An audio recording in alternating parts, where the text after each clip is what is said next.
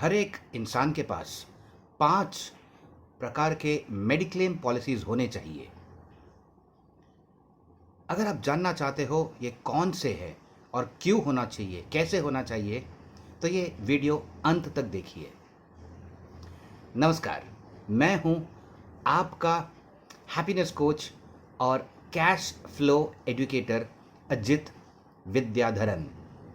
हर एक इंसान जिसके पास भी कोई कमाई हो, जॉब से हो, प्रोफेशन से हो या बिजनेस से हो, अगर किसी प्रकार के वो कमाई कर रहा है तो फिर उनके पास 5 प्रकार के मेडिक्लेम पॉलिसीज होने चाहिए। ये कौन से हैं? पहला है बेस मेडिक्लेम पॉलिसी, दूसरा है टॉप अप पॉलिसी, तीसरा है एक्सीडेंटल पॉलिसी, चौथा है क्रिटिकल इलनेस और पांचवा है पेरेंट्स या पेरेंट्स इन लॉ का सीनियर सिटीजन पॉलिसी। चलिए जानते हैं इसके बारे में, डिटेल में विस्तार से जानते हैं। पहला वाला बेस मेडिक्लेम पॉलिसी, ये ऐसी पॉलिसी है जो आपके छोटे मोटे बीमारियों के, जैसे फॉर एग्जांपल मलेरिया हो गया या आपको फूड पॉइजनिंग हो गया और आपको 2 दिन अस्पताल में रहना पड़ा, या सीरियसली आप गिर गए और पैर में चोट लगी है, पैर हिल नहीं पा रहा है और आपको हॉस्पिटल में भर्ती होने की ज़रूरत है। वैसे छोटी चीज़ों का हॉस्पिटल का एक्सपेंसेस, हॉस्पिटल के जो खर्चे हैं वो मैनेज करने के लिए आपके पास एक बेस पॉलिसी होना चाहिए। दूसरा है वो है टॉप अप पॉलिसी।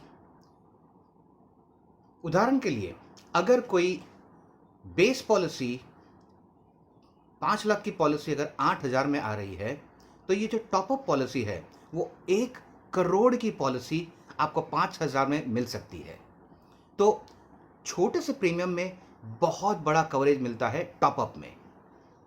तो इसलिए आपके पास ये टॉप अप होना चाहिए, क्योंकि ये जो 5 लाख 10 लाख की जो आपकी मेडिक्लेम पॉलिसी है, बेस पॉलिसी, उससे शायद बड़े खर्चे शायद न हो पाए। जैसे अगर कोई हार्ट का प्रॉब्लम हो जाता है तो नहीं करके 4 साढ़े 4 लाख का खर्चा हो जाता है। कोई अगर किडनी का हो तो फिर 6-7 लाख खर्चा हो जाता है। तो ऐसे बड़े बड़े खर्चों के लिए टॉप अप पॉलिसी होना चाहिए। जो तीसरा है वो है एक्सीडेंटल पॉलिसी। ये एक्सीडेंटल पॉलिसी क्यों होना चाहिए? एक्सीडेंटल पॉलिसी डेथ में काम आता है या डिसेबिलिटी या अपंगत्व में काम आता है, और एक बहुत बढ़िया फीचर है जो है income benefit accident policy feature. इसका मतलब क्या? इसका मतलब अगर आपका कोई एक्सीडेंट हो जाता है, दुर्घटना हो जाती है, छोटा सा समझो आप गिर गए और आपका हाथ फ्रैक्चर हो गया है और आप हाथ से काम करते थे, टाइपिंग वगैरह करते थे, लिखते थे, और आज क्योंकि एक्सीडेंट की वजह से आपका हाथ टूट गया है, आप लिख नहीं सकते, आप वो लैपटॉप पर टाइपिंग नहीं कर सकते, कोडिंग नहीं कर सकते आप, तो उस वजह से आपका काम रुक गया है। अभी आपका जो भी काम कर वो तो कोई आपको भरपाई देने वाला नहीं है कि आप काम नहीं कर रहे हैं फिर भी ले लो पैसे, ले लो, काम मत करो पैसे ले लो। हाँ, कॉर्पोरेट में सिक लीव होता है जो पूरे साल में 10 से 12 दिन का होता है, उससे ज़्यादा नहीं मिलता है। लेकिन ऐसा अगर हाथ वगैरह टूट गया तो फिर नहीं करके 1-2 महीने तक तो प्लास्टर में रहता है, आप कुछ काम नहीं कर पाओगे। तब आपका इनकम जब बंद होता है तो ये जो इनकम बेनिफिट पॉलिसी है वो आपको 10 से 15,000 रुपये हफ्ते का, मतलब 40 से 60,000 रुपये तक आपको हर महीने का बेनिफिट दे सकती है पूरे 2 साल के लिए। है ना ये बढ़िया बात? ये चौथा है क्रिटिकल इलनेस पॉलिसी। अब क्रिटिकल इलनेस मतलब अगर हार्ट का कोई प्रॉब्लम हो गया, ब्रेन का कोई प्रॉब्लम हो गया, लंग्स का, किडनी का, कैंसर, पैरालिसिस, ऐसे भयानक जो रोग होते हैं, इनमें 2, 4, 5, 10 लाख में खर्चा नहीं होता है। अगर हॉस्पिटल के खर्चे जो है वो आपने बेस पॉलिसी और आपका जो टॉप अप पॉलिसी है, इन 2 पॉलिसी में से आपने एक्सपेंसेस जो हॉस्पिटल के खर्चे होते हैं वो आपने संभाल लिए।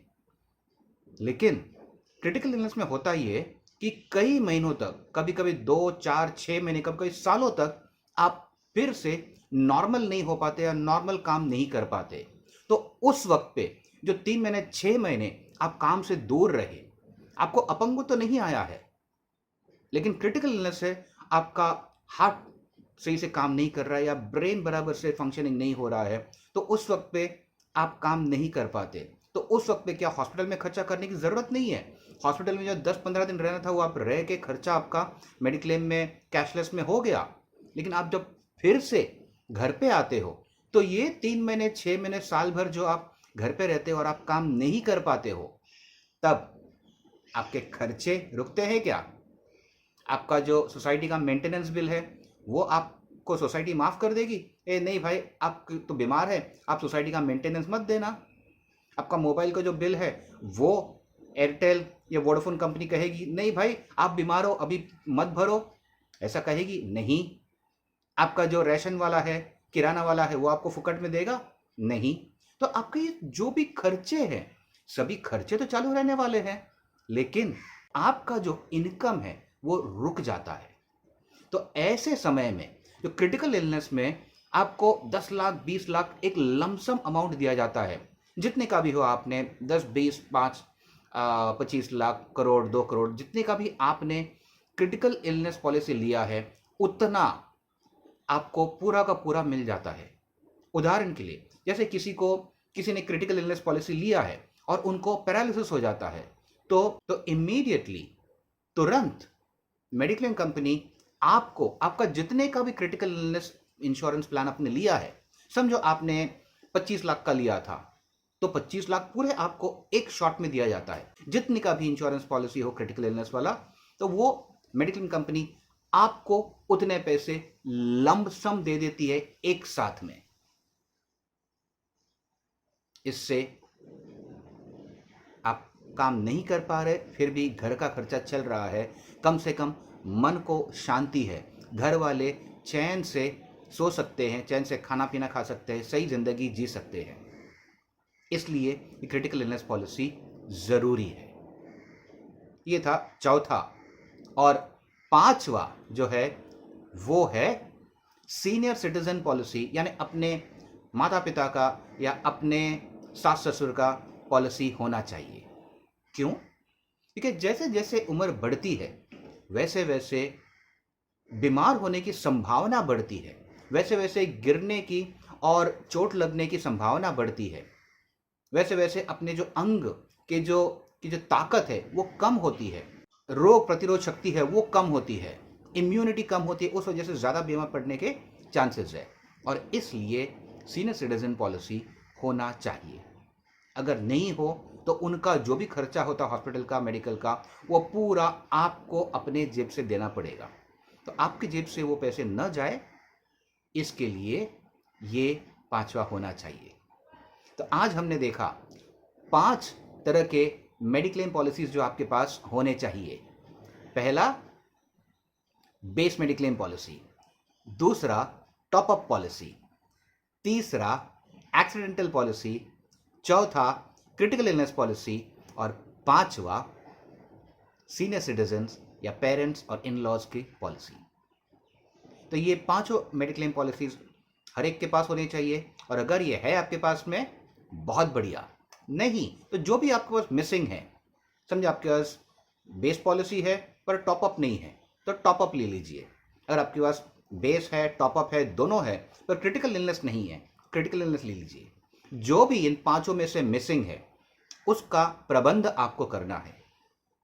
और अगर आपने प्रबंध किया, बढ़िया, नहीं किया तो जब भी ये संभावनाएं होगी, ये सिचुएशन आएगा, तो आपको बहुत बड़ा फटका ऐसे लगेगा और वो पूरे के पूरे पैसे जो भी खर्चा आएगा उसके लिए आपको अपने जेब से देने पड़ेंगे, अपने सेविंग्स तोड़ने पड़ेंगे, ज्वेलरी बेचने पड़ेंगे, और कईयों को तो हमने देखा है घर भी बेचना पड़ा है। तो ऐसी सिचुएशन न आए, इसलिए मेरी आपसे विनंती है, हाथ जोड़कर, ये पांचों में से जो भी मिसिंग है वो आपसे करवाइए। धन्यवाद। मैं हूं आपका शुभचिंतक, आपका हैप्पीनेस कोच और cash flow educator Ajit Vidyadharan. मुझसे आप संपर्क कर सकते हैं ज़्यादा जानकारी के लिए। नीचे मेरे कॉन्टैक्ट डिटेल्स दिए हैं,